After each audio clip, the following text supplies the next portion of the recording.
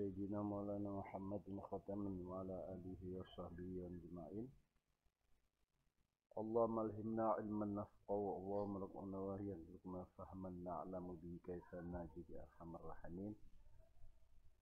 اللهم ارزقنا فهم النبيين حج المرسلين إلهام الملائكة المقربين برحمتك يا أرحم الراحمين. اللهم أكرمنا بنور الفهم وأخرجنا من ظلمات الوهم وافتح لنا أبواب رحمتك وانصر علينا حكمتك يا أرحم الراحمين. أما بعد،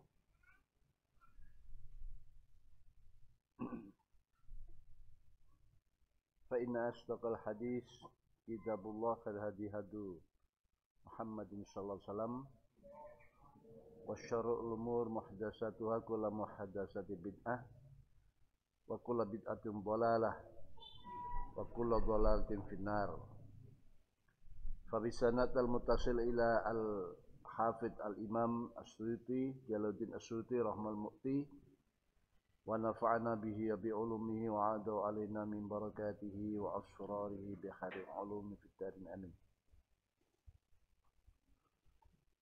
قال رحمه الله ورضي عنه: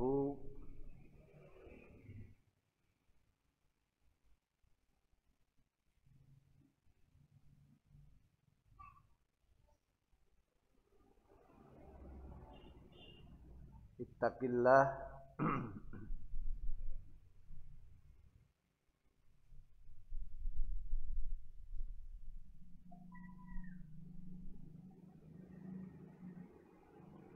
ittaqullah fi hadil bahaim. Qala Rasulullah sallallahu alaihi wasallam: ittaqullah, ittaqu padha wedya sira kabeh Allah ing Allah, menjaga murka Allah, fi hadil bahaim ing dalem ikilah pira-pira rumangkang, fi hadil bahaimi ing dalem ikilah pira-pira rumangkang bahaim jamak dari bahimah.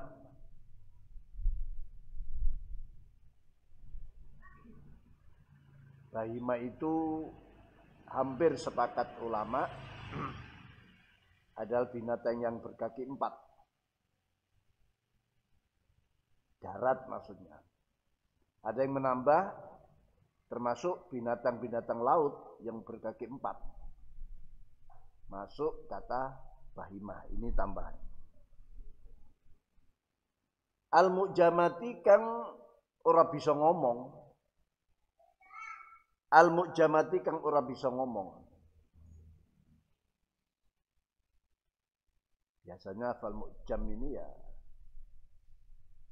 dipakai daripada sebagai tanda seperti titik dan sebagainya. Atau dibuat kebalikan daripada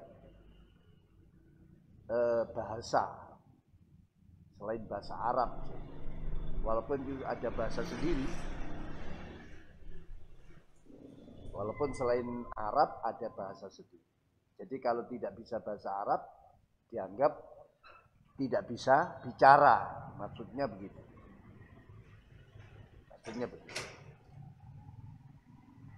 Makanya orang selain Arab disebut bangsa Ajam. Bangsa Ajam. Jadi orang yang tidak berbahasa Arab.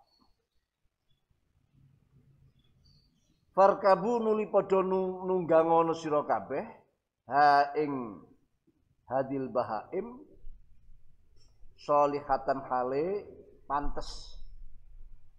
Sholihatan hale pantes. Wa kulu lan padha mangan sira kabeh ing hadil bahimah manakala disembelih. Wa kulu lan padha mangan sira kabeh ha ing hadil bahimah sholihatan hali pantes. Sholihatan maksudnya binatangnya, bahimanya yang pantes, jangan yang kurus, terlalu kurus disembelih. Yang pantes. Rawahu Mimdal wa Ibnu Khuzaimah an Sahal bin Handaliyah isnadnya hadis ini sahih.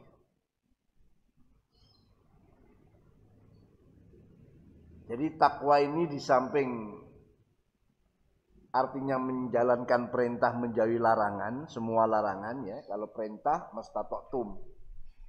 Takwa itu dalam definisi takrif umum yaitu imtithalul awamir wa jinabun nawahi.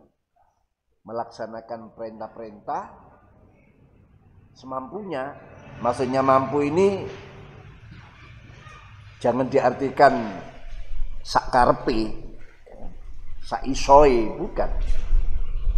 Maksudnya semampunya ini ya perintah utuh. Hanya karena perintah itu waktunya banyak, jenisnya banyak, jadi mana yang dipilih di antara perintah yang paling penting, ya, yang tidak bisa dibersamakan dalam satu waktu. Ini yang diartikan daripada mastata'tum. Semampunya artinya mana kewajiban yang bisa dilakukan saat itu, ya.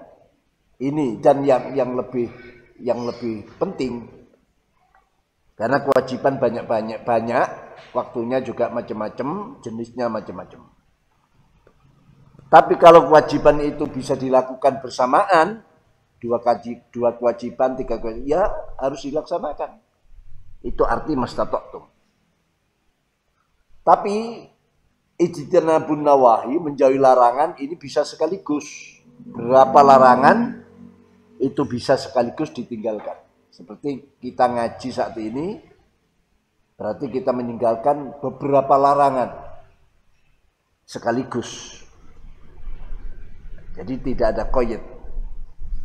Di sini perintah agar kita takwa pada Allah dalam menghadapi binatang-binatang yang kita miliki, khususnya binatang yang berkaki 4, ya, binatang yang tidak maksudnya binatang yang dihormati, bukan binatang yang tidak dihormati. Ada binatang yang tidak dihormati, seperti anjing yang galak misalnya, suka gigit dan sebagainya. Kalau tidak galak, tidak boleh kita aniaya. Nah ini ketakwaan itu bisa juga melalui kita menghindari menyakiti binatang-binatang itu. Antara lain Rasulullah memberikan petunjuk, manakala kalian menggunakan binatang-binatang milik kalian itu untuk sebuah kendaraan, ya, memanggul sebuah beban, ya buatlah yang patut. Jangan dibebani dengan beban yang kira-kira tidak patut, tidak pantas. Jadi kalau mereka digunakan untuk kerja, ya bagaimana memberi makannya, bagaimana mengistirahatkannya, bagaimana kemampuan binatang itu untuk menarik barang, ya, untuk dibebani dan sebagainya. Ini maksud farkabuha sholihatan. Jangan karena dia binatang lalu kita melampaui batas, ya, menggunakan dengan semau kita, jangan menyiksa. Dan manakala kita menyembelih, ya gemukkan dulu, jangan di saat kurus disembelih. Gemukkan dulu, beri makan yang baik-baik. Beri makan yang baik-baik. Intinya jangan kita melakukan sesuatu yang di luar kemampuan daripada binatang-binatang yang kita miliki. Jadi bukan hanya manusia, ya, binatang juga kita agar menggunakannya dengan bijak, dengan bijaksana.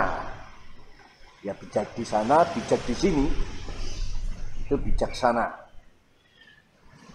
Jadi bijak di sana juga bijak di sini. Hadis ini isnadnya sahih. Wa bilaikal qala Rasulullah sallallahu alaihi wasallam, ittaqullaha wa'dilu fi auladikum. Rawqaf anin Nu'man bin Bashir al-Khazraji. Ittaqu padha wedya sira kabeh Allah ing Allah. Waqdilu lan padha adila sira kabeh fi auladikum ing dalem pira-pira anak sira kabeh. Fi auladikum ing dalem pira-pira anak sira kabeh. Hadis ini riwayat Imam Bukhari Muslim muttafaq alaih anin Nu'man bin Bashir, hadisnya sahih. Nah, ini karena manusia itu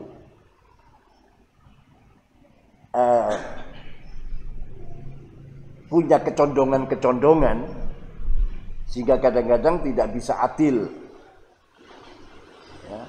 Mungkin yang dihadapi ada kelebihan-kelebihan sesuatu sehingga dia di dalam muamalahnya dengan mereka yang punya kelebihan itu melampaui batas, artinya tidak adil. Termasuk di dalam menghadapi anak-anak kita, di dalam memberi, nyangoni, sampai puji-pujian dan lain sebagainya. Ini diperintahkan agar kita ini membuat sama kepada mereka, ya, menyamakan anak-anak kita di dalam pemberian dan lain sebagainya. Menurut mazhab Syafi'i, tidak adil di dalam menghadapi anak, ya, mergauli anak, ini makruh menurut Imam Syafi'i. Tapi menurut Imam Hambali, mazhab Hambali atau Hanabilahnya, ini haram. Syafi'iyahnya makruh, Hanabilahnya haram kalau sampai kita tidak adil menghadapi anak-anak kita. Ya memang sulit katanya. Ya, sulit. Tentu harapan orang tua ini kepada beberapa anaknya ini ada kelebihan. Sehingga kelebihan itu juga berpengaruh dengan pemberian-pemberian dan sebagainya. Tapi bagaimana kita bisa memerangi itu semua? Mengalahkan nafsu. Jadi membuat sebuah keadilan, ya, pemerataan pemberian terhadap anak-anak kita. Ya. Walaupun Syafi'iyah, mazhab Syafi'i ini hanya makruh, tapi jangan kita remehkan. Karena ada mazhab lain yang mengharamkan perbuatan itu. Dan nanti ada tanda-tandanya di saat dibangkitkan dari kubur, itu ada tanda-tanda seorang yang tidak adil kepada mereka-mereka yang seharusnya dia melakukan keadilan itu. Perawi hadis ini Nu'man bin Bashir al-Khazraji, ya. Perawi hadis ini beliau adalah seorang amir di Himsa sana. Beliau yang meriwayatkan hadis ini. Beliau menyatakan pada waktu kecil, karena dia meriwayatkan hadis ini jadi punya cerita. Waktu kecilnya dia diajak oleh abahnya sowan pada Rasulullah SAW. Lalu abahnya ini matur, ya Rasulullah, saya memberi anak saya ini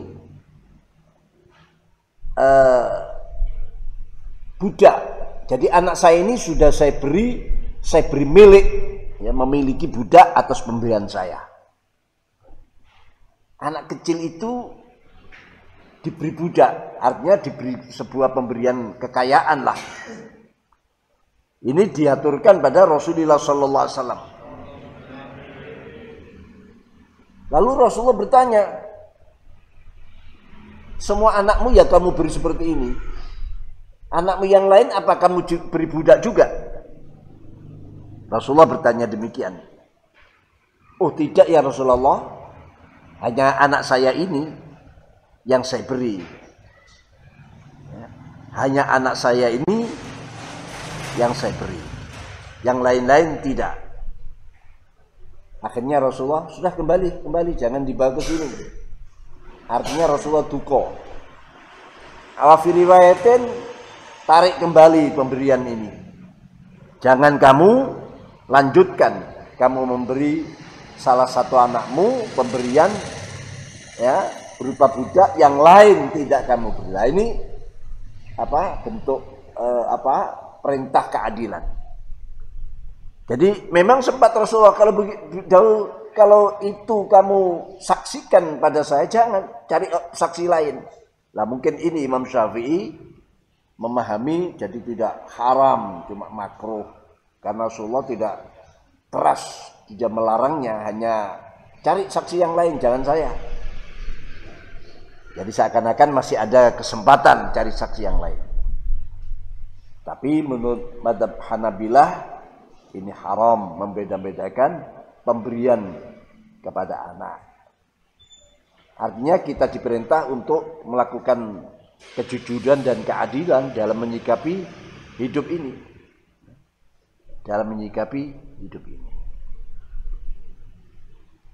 Jadi perawi hadis ini yaitu sahabat Nu'man yang waktu kecil tadi itu yang dibawa oleh abahnya, yaitu Said Bashir. Wa bi ilaikal qala Rasulullah sallallahu alaihi wasallam, ittaqu padha wedya sira kabeh Allah ing Allah, wa'dilu lan padha adil sira kabeh. Wa'dilu lan padha adil sira kabeh baina auladikum ing dalem antarane pira-pira anak sira kabeh. Kama tuhibbuna kaya oleh padha demen sira kabeh. Kama tuhibbuna kaya oleh padha demen sira kabeh ayyabarrukum. Ayyabarru ing yen to padha ngabekti sapa auladukum kum ing sira kabeh. Kama tuhibbuna kepada demen sira kabeh ayyabarru ing yen to padha ngabekti sapa auladukum kum ing sira kabeh. Rawu Tokba anhu ini kepada Nu'man. Rawu Tabarani anhu sangka Nu'man bin Bashir. Karena dua hadis ini sama, cuma yang satu lebih lengkap. Hadis ini memerintahkan kita takwa pada Allah dan berbuat adil di dalam ngurus anak, di dalam ngurus anak-anak kita. Sebagaimana kita juga senang menginginkan anak-anak yang kita urus ini melakukan birrul walidain kepada kita, taat, melakukan ihsan, memperbaiki ketaatannya kepada kita. Jadi ada timbal baliknya. Kalau kita melakukan kebaikan, keadilan kepada anak-anak kita, ya akan dibalas anak-anak kita menjadi anak yang birrul walidain. Ya. Karena apa? Keadilan yang kita lakukan pada anak-anak kita itu sesuatu yang menyenangkan pada anak-anak kita, menggembirakan. Otomatis balasannya juga menggembirakan kepada kita, yaitu mereka nurut-nurut. Jadi arti terjemahan daripada ittaqullah wa'dilu baina auladikum kama tuhibbun ini, buat samalah putra-putra kalian, baik itu dalam sebuah pemberian atau yang lain, agar membuat sama ini menjadikan mereka bertindak baik, melakukan birrul walidain pada orang tuanya. Kalau kalian membeda-bedakan, yang satu kamu lebihkan, yang satu kamu kurangi, ini bisa berakibat. Berarti apa? Terjadi saling hasud, saling iri, dengki, dan pada akhirnya melakukan uququl walidain, yang menyakiti kedua orang tua. Jadi obatnya agar anak ini tidak menyakiti orang tua, senang, dan tidak terjadi tahasud, taghadub, dan lain sebagainya, buat adillah kepada anak-anak kalian. Bahkan ada yang mengatakan adilnya ini modelnya macam-macam. Adil menghadapi anak, ya sudah, kalau itu pemberian loh ya. Kalau itu pemberian, samakan saja, laki perempuan sama. Kalau itu pemberian. Tapi ada yang mengatakan pemberian ini disamakan dengan hak waris. Walaupun orang tua belum mati. Ya, masih hidup, kan masih hidup kan tidak ada, belum dibagi waris.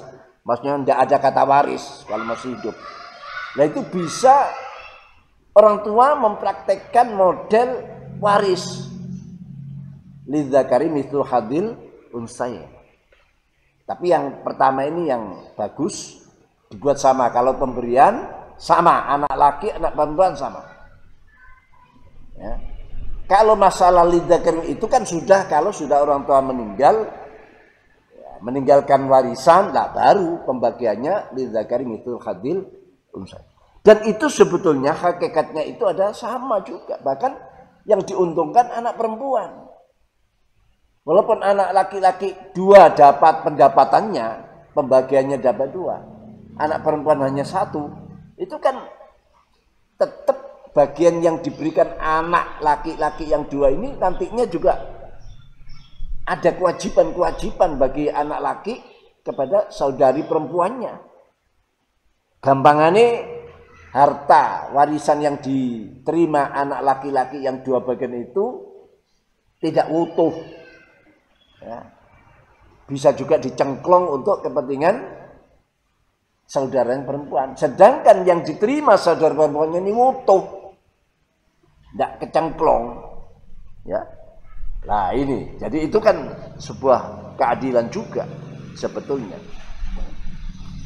Isnadnya jayyid. Hadis ini isnadnya jayyid. Wa bilaikal qala Rasulullah sallallahu alaihi wasallam ittaqullah ittaqu padha wedya sira kabeh Allah ing Allah. Hadis nomor 123.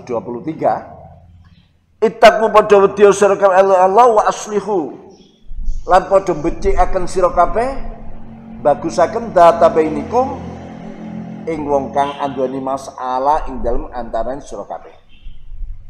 Data bainikum ing dalam tingkah kang ono masalah ing dalam antaraning sira kabeh. Data bainikum ing dalam tingkah kang ono utawa kang anduweni masalah ing dalam antaraning sira kabeh. Fa innallaha ta'ala mongko sedhete Allah taala iku yuslihu becikaken sapa Allah. Iku yuslihu becikaken sapa Allah bainal mukminin dalam antara para mukmin. Yaumal qiyamati ing dalam dina kiamat. Yaumal qiyamati ing dalam dina kiamat. Lahu ain kaf an Anasin bin Malik hadisun sahih. Hadisun sahih. Rumusnya ini Imam Suyuti sahih, tapi ditentang. Imam Az-Zahabi menentang penyebutan sahih.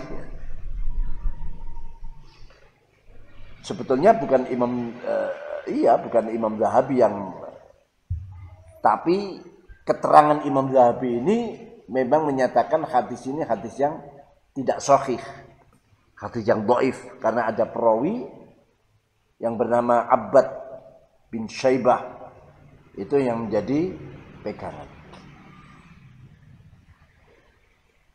Tapi Imam Suyuti tentu ya juga punya alasan menyatakan hadis ini hadis yang sahih.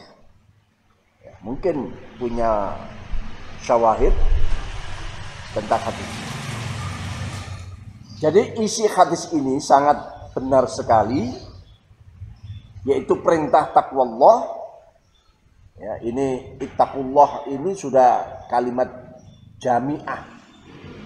Perintah melaksanakan perintah menjauhi larangan, itu makna takwa. Ini sudah mengumpulkan semuanya.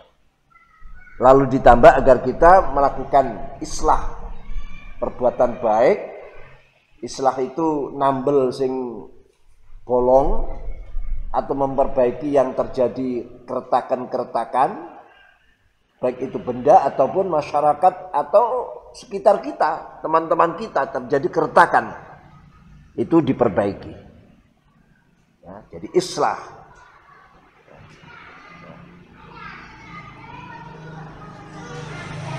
Islahum bainan nas. Ini ajaran agama ini. Wasulhu khair. Qur'annya menyatakan sulhu perdamaian, maksudnya merekatkan sebuah kerukunan, itu adalah baik. Itu adalah baik. Juga diberi alasan fa innallaha ta'ala yuslihu bainal mu'minin yaumal qiyamah. Allah akan memperbaiki antara umat mukminin nanti pada hari kiamat, manakala di dunianya dia masih punya masalah. Seorang mukmin antara orang mukmin punya masalah. Ya, waktu di dunianya, nanti hari kiamat Allah mengislahkan juga. Antara lain orang yang mazlum, yang mestinya dia bisa mengambil haknya. Apalagi kemarin sudah diterangkan, ya, dakwatul mazlum mustajabah. Doanya orang yang teraniaya itu mustajab. Karena apa? Karena dia punya pembela. Siapa pembelanya? Allah. Yang kedua, dia punya hak. Karena dia sudah didolimi, disakiti. Jadi kalau sampai berdoa, wah mandi. Kenapa? Doanya ini sebuah reaksi. Doanya orang mazlum itu adalah sebuah reaksi, bukan aksi. Nah, reaksi itu biasanya lebih cepat.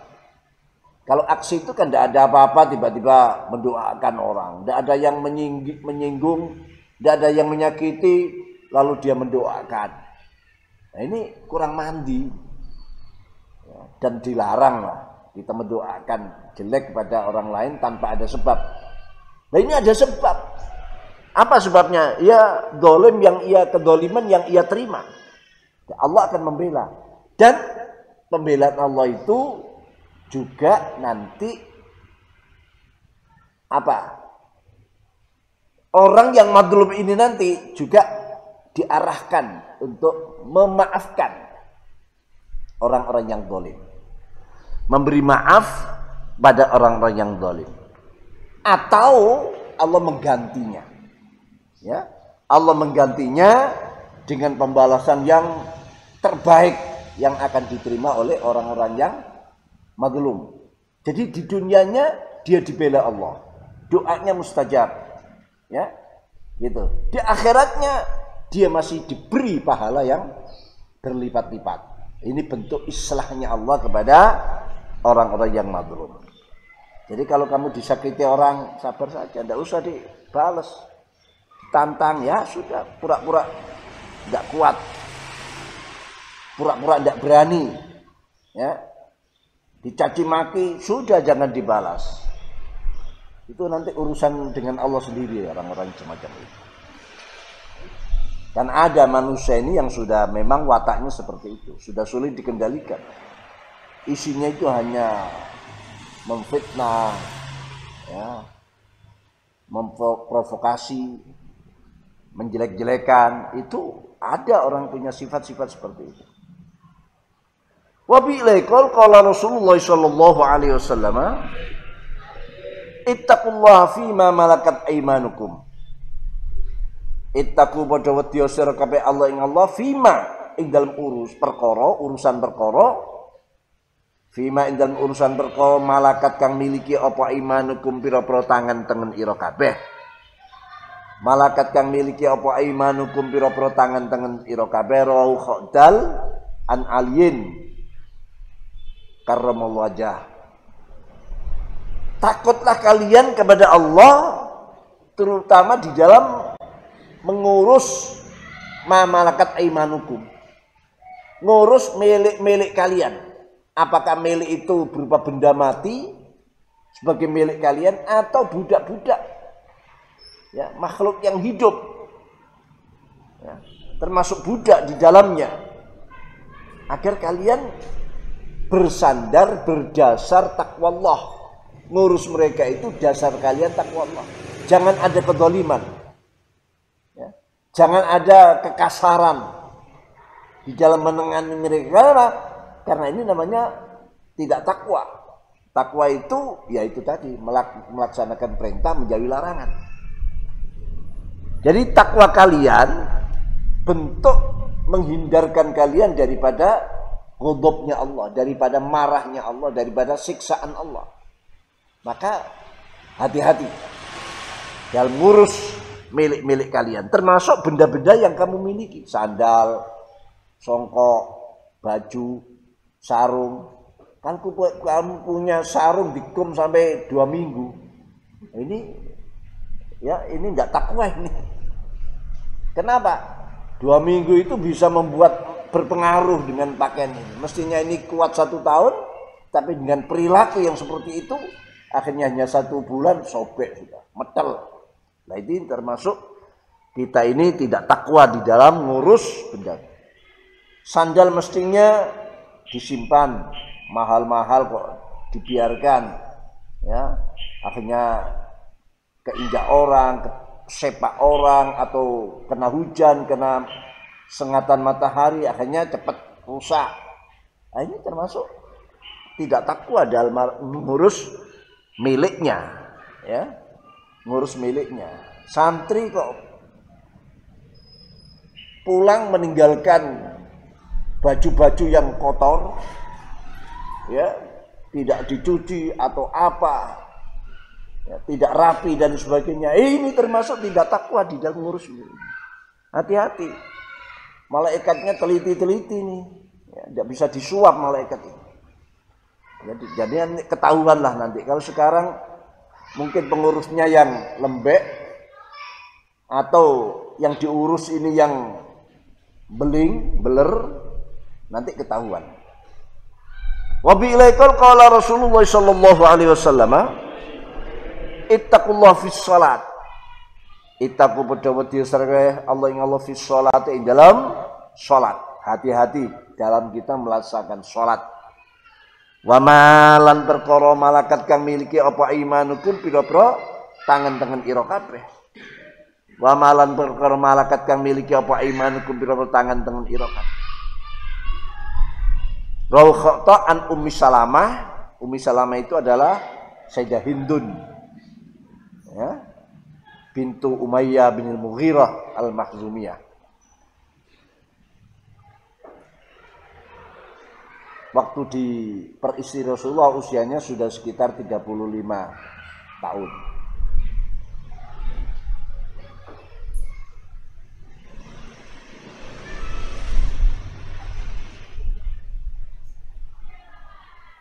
Takutlah, disiplinkan hidupmu untuk memenuhi perintah-perintah Allah dan menjauhi larangan-larangan Allah, terutama di dalam masalah sholat. Sholat itu yaitu sowan, ya, sholat itu nyabis, ya. Bahasa Jermannya sholat itu nyabis, ya. Nyabis ke siapa? Ke hadratul ilahiyah.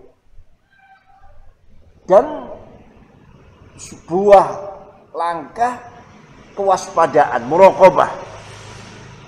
Bahkan disebut dalam sebuah riwayat, sholat itu adalah imaduddin, as-sholatu imaduddin. Nah, tentu kita harus hati-hati. Amanah sholat ini jangan sampai di tangan kita tersia-sia. Sholat sak karepe, sholat is angger, kadang di luar waktu, kadang ya bolong-bolong sholatnya, kadang dikumpulkan dalam satu waktu. Sholat 5 waktu itu dikumpulkan satu waktu. Nah ini banyak, artinya dia tidak menyadari bahwa sholat itu adalah imaduddin. Sholat itu adalah amanah, tanggung jawab yang besar. Sholat itu adalah media kita takarrub kepada Allah. Dan sholat itulah yang nantinya amal yang pertama kali akan dipertanyakan di yaumul hisab.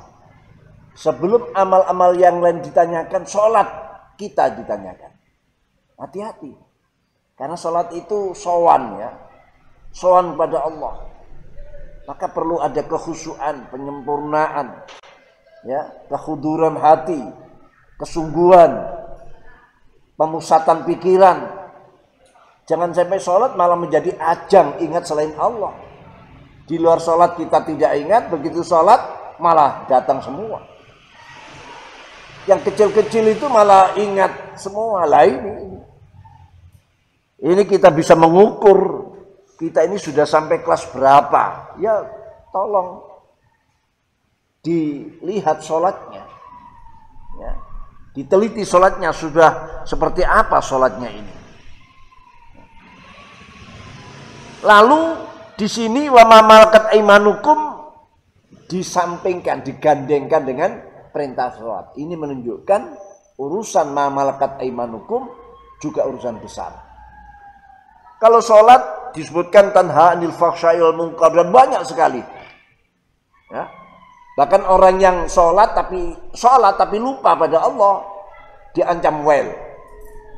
Di sini digandengkan dengan dawuh wa ma malakat aiman, menandakan ma malakat aiman itu sesuatu yang besar, bukan sesuatu yang bisa diremehkan. Hati-hati. Kalau sholat tidak bisa diremehkan, ngurus ma malakat aimanukum, ngurus apa yang kita miliki, baik itu berapa budak atau yang lain, juga urusan-urusan yang besar. Ini bagi para pemerhati tentu akan, iya kenapa ya? Wa ma malakat aimanukum kok digandengkan dalam satu konteks, ya, dalam satu syiakul kalam, ya, syiakul tarkib dengan masalah perintah sholat. Ini menunjukkan bahwa ngurus ma malakat aimanukum itu juga perlu perhatian besar. Perlu persiapan-persiapan yang besar. Jangan sampai ada yang terlupakan ngurus ma malakat aimanukum sebagaimana kita ngurus sholat ini. Sholat tidak boleh ditinggalkan. Dosa kan? Begitu juga ngurus ma malakat aimanukum tidak bisa ditinggalkan. Jangan karena dia rumangkang, jangan karena dianggap dia budak, jangan karena dianggap dia itu ayam atau burung atau apa, lalu kita boleh sekehendaknya. Harus tertib juga itu, ngurusnya itu harus tertib juga itu. Nah, ini bentuk daripada betapa Rasulullah Shallallahu Alaihi Wasallam dawuh-dawuhnya itu singkat tapi padat, jamek. Ya, istilahnya jamek manek lah, ya, singkat padat. Dawuh perintah sholat segala kebaikan lah kita. Lalu ma malakat aimanukum, ini urusan-urusan yang berhubungan dengan kepemilikan. Coba kita catat kepemilikan kita itu apa saja. Nanti kan ada hubungan dengan teman, hubungan dengan tetangga, hubungan dengan apa. Nanti itu bisa masuk semua itu. Jadi ini yang disebut dengan jawami'ul kalim. Kata-kata yang jamek. Ya. Itulah memang dawuh-dawuh Rasulullah SAW itu berupa hal-hal semacam itu. Jawami'ul kalim. Wa bi'laikal qala Rasulullah SAW. Ittaqullaha padha wedya sira Allah ing Allah fi dhaifaini indal wong loro atau makhluk loro kang apes karone. Fi dhaifaini indal makhluk loro kang apes karone. Siji al mamluku, budak kang den miliki lelaki ataupun perempuan. Al mamluku siji budak kang den miliki, wal mar'atu lan wong wadon. Baik istri, anak, teman, dan sebagainya. Dua ini dhaifain, disebut dhaifain. Harus dijaga. Hati-hati menghadapi mereka. Rabun Asakir, Ani bin Umar. Imam Suyuti merumuskan hadis ini diberikan rumusan dhaif. diberi rumasan dhaif. Tapi isinya kan bagus. Ya, isinya boleh disebut sahih. Agar kita takut pada Allah, takwa dalam urusan menghadapi dua makhluk yang dhaif keduanya. Siapa mereka? Mamluk, orang yang sedang dimiliki kan tidak punya kekuatan, tidak punya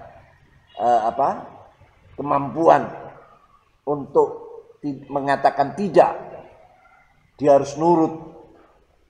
Ya, kadang-kadang merasakan berat, kadang-kadang dia merasa melampaui batas perintahnya itu, perintah jeragannya itu. Tapi karena dia sebagai yang dimiliki, ya tentu harus nurut. Begitu juga perempuan. Dalam khilqah kejadiannya pun berbeda dengan lelaki yang lemah. Makanya disifati lemah lembut dan sebagainya. Itu pada umumnya begitu. Jadi perlu ada pembela, pendamping yang merasa memberikan rasa aman pada mereka. Tidak boleh dipaksakan dengan sesuatu yang tidak mampu di dalam hak keduanya. Dan tidak boleh kita ini sembrono melampaui batas di dalam melaksanakan hak-hak keduanya.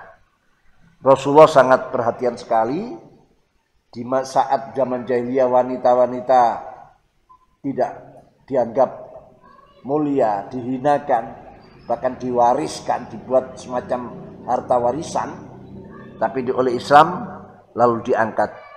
Karena dari wanita itulah lahir para pahlawan. Ya, dari rahim wanita itu lahir kiai-kiai besar. Dari rahim Sayyidah Aminah lahir seorang nabi, yaitu Nabi Muhammad SAW. Wanita adalah madrasah. Dari madrasah itulah dilahirkan generasi-generasi harapan yang akan datang. Kalau kita sejak kecil merawatnya, mempergaulinya dengan baik, dengan ma'ruf, mengisinya dengan pendidikan-pendidikan yang baik, maka wanita akan menjadi sebuah condro di muko, ya, madrasah yang akan melahirkan generasi-generasi yang akan menjadi harapan di masa yang akan datang. Wa bilai qala Rasulullah sallallahu alaihi wasallam, ittaqullah fis salat, ittaqullah fis salat, ittaqullah fis salat. Lalu baru ittaqullah fi ma malakat aymanukum, ittaqullah fid dha'ifaini al-mar'ah al-armalah wasobi al yatim, rauhaba an Anas. Ini mengulang tapi ada tambahan. Rasulullah SAW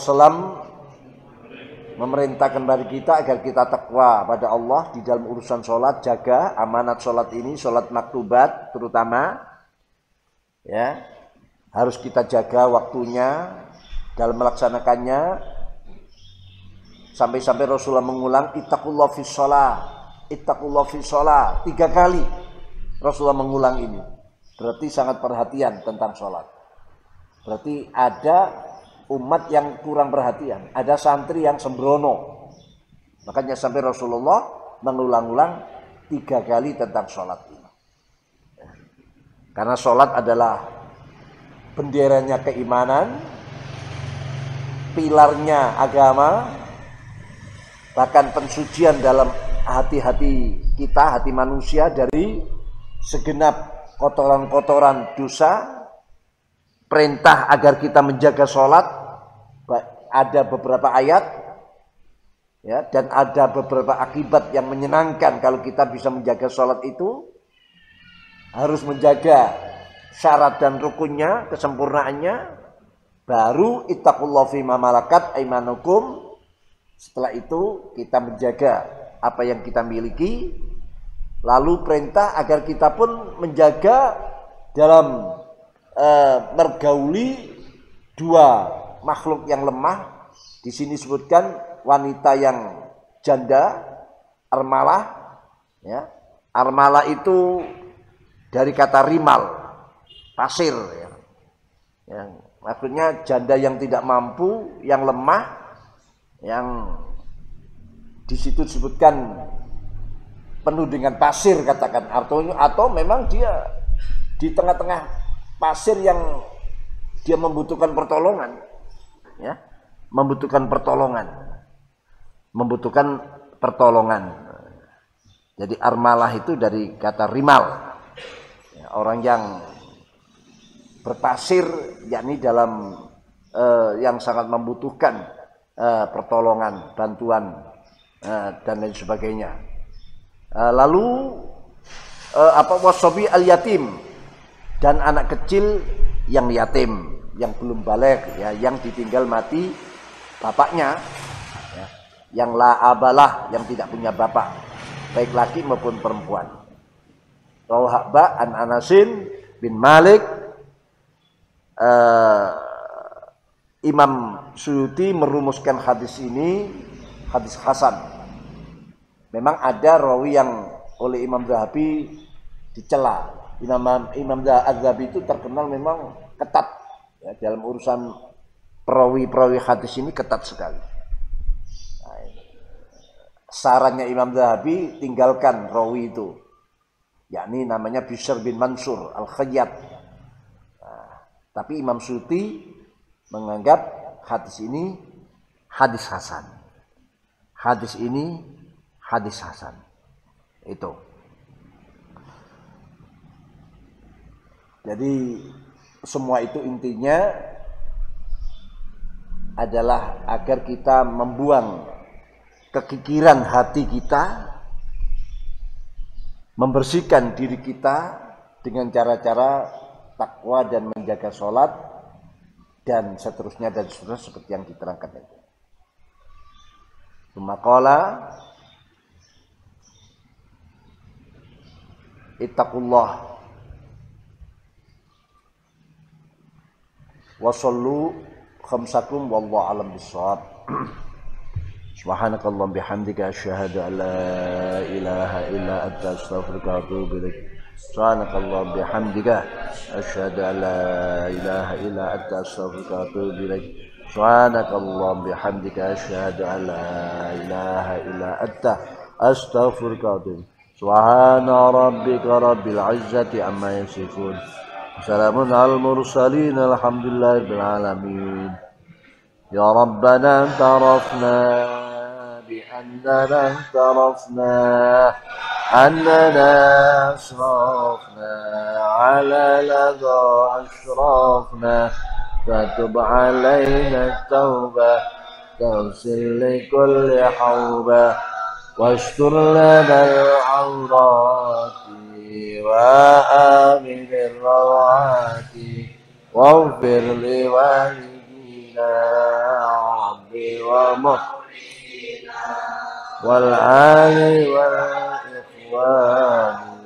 وسائر الخلان وكل ذي محبة أو ديرة أو صحبة والمسلمين آمين ربي اسمع فضلا وجودا منا بكساد بالمصطفى الرسول الأعظم بكل سور صلى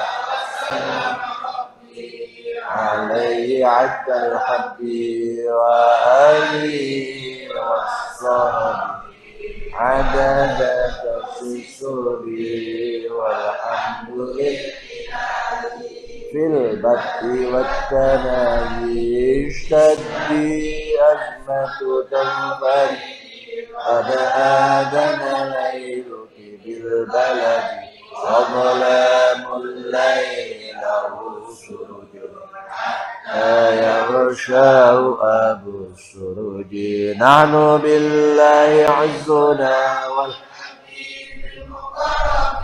بما عز نسلنا لا بجاه ومنسل كل من